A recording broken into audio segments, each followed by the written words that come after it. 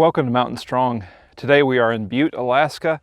We have come up several sets of stairs and finally made our way to more or less, I guess, the top of the Butte. There is a higher point, which we'll be checking out in just a few minutes over there. But I saw this beautiful mountain behind me and I thought, well, got to show you guys that. And so hope you enjoy looking at it as much as I do. We're going to be having a look today at Psalm 39. Psalm 39, let's go ahead and read it together. I said, I will guard my ways, that I may not sin with my tongue. I will guard my mouth with a muzzle, so long as the wicked are in my presence. I was mute and silent. I held my peace to no avail, and my distress grew worse. My heart became hot within me. As I mused, the fire burned. Then I spoke with my tongue. O Lord, make me know my end, and what is the measure of my days. Let me know how fleeting I am. Behold, you have made my days a few handbreadths, and my lifetime is as nothing before you. Surely all mankind stands as a mere breath. Surely a man goes about as a shadow. Surely for nothing they are in turmoil. Man heaps up wealth and does not know who will gather. And now, O Lord, for what do I wait? My hope is in you. Deliver me from all my transgressions. Do not make me the scorn of the fool. I am mute. I do not open my mouth, for it is you who have done it. Remove your stroke from me. I am spent by the hostility of your hand. When you discipline a man with rebukes for sin, you consume like a moth what is dear to him. Surely all mankind is a mere breath. Hear my prayer, O Lord, and give ear to my cry. Hold not your peace at my tears, for I am a sojourner with you, a guest like all my fathers. Look away from me, that I may smile again before I depart and am no more. James encouraged us in James chapter 1 to be swift to hear, slow to speak, and slow to wrath. When you read this psalm, you can see the psalmist attempting to be slow to wrath. And you notice how he has set himself to do what James says we must do, to bridle his tongue. He says in these opening verses that he is going to control his tongue. As long as the wicked people are before him, he's not going to talk like them. He's not going to talk to them. He's not going to make the matters worse. He's going to let them say what they need to say, and he's going to be silent. But you can picture the scene that as they are talking, he's growing more and more angry, more and more frustrated, more and more furious. But then he does something incredibly powerful. Something that if we would do it, it would help us to abide by James's command for us. Instead of talking to the people he was angry with, he turned his attention to God.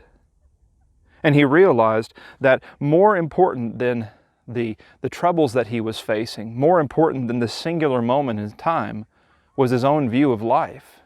And so instead of praying to God for God to smite those people who are saying those things that are making him angry, or smite them for whatever reason they are causing him to be angry, he says to God, let me know the measure of my days.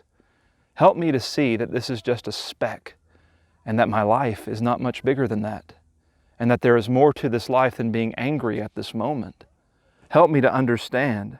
But in the course of seeking understanding, anger arises again for the psalmist. He pauses for a moment and he says that all of the efforts that man undertakes are fruitless. And he says, for what do I wait? My hope is in you. He begs the Lord to deliver him, but then he says that I am spent by the hostility of your hand in verse 9. He begins to get angry at God. He begins to feel as though God has dealt unjustly with him, that he has given his enemies this opportunity to say or do whatever they are doing to him. And so he says in verse 11, when you discipline a man with rebukes for sin, you consume like a moth what is dear to him. Surely all mankind is a mere breath. Surely you realize, God, what you're doing to man. You're destroying man. But then he pauses again, and importantly so, slow to wrath. I love how there are two key pauses in this psalm, and how they allow the psalmist to reorient himself and to refocus his prayer. He is in real strife. There is a real problem, and there are real people who are taking advantage of that problem. But the solution to all of that is not to be angry at those people. The solution to all of that is not to be angry at God. And so he merely says, hear my prayer, O Lord, give ear to my cry, hold not your peace at my tears, for I am a sojourner with you, a guest, like all my fathers. In realizing the brevity of life and realizing God's position over this life, he says, I have no reason or no right to come to you and make demands.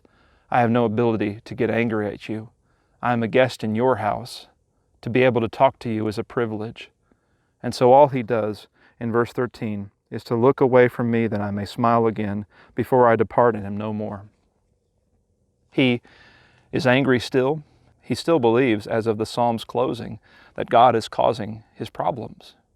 This psalm doesn't come to a neat and tidy resolution as some of the others do. But at least he has learned to speak to God appropriately. And at least he has not sunk down to the level of his enemies and talked as they talked. And so again, when anger arises, do not speak to others as they are speaking to you or as you think that they might deserve. Instead, stop, pray to God. What this psalm does is helps us to realize that it's okay to come to God with everything. It's even okay to come to God with our emotions and our anger, and it's even okay to come to God believing inappropriately that he is the cause of our problems. Because again, God is bringing inspiration to this, and again, there is no immediate solution in this psalm to the psalmist's feelings or his problems.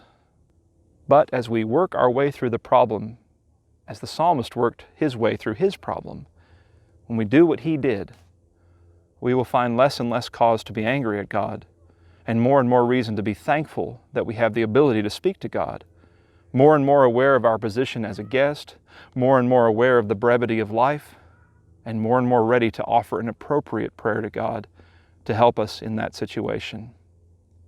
I hope that we can all be swift to hear, slow to speak, and slow to wrath. May God bless you today.